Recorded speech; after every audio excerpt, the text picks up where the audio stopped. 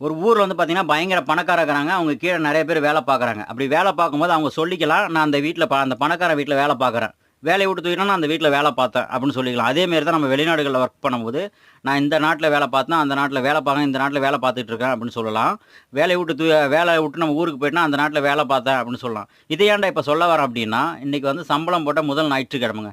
அப்ப முதல் ஞாயிற்றுக்கிழமைங்கும்போது நம்ம கையில வந்து காசுகள் தாராளமா இருக்கும். அப்படிங்கும்போது நீங்க வெளியில போகும்போது, உங்களோட பட்ஜெட் நிறைஞ்சிட்டு போணும். ஏன்னா, நீங்க கஷ்டப்பட்டு உருவாக்குன காசுங்க இது. அப்படிங்கும்போது நீங்க பட்ஜெட் ஒரு $50 நீங்க வச்சுட்டு போறீங்க அப்படின்னா, கண்டிப்பா அந்த $50 கூட முடியாது பட்ஜெட்டு.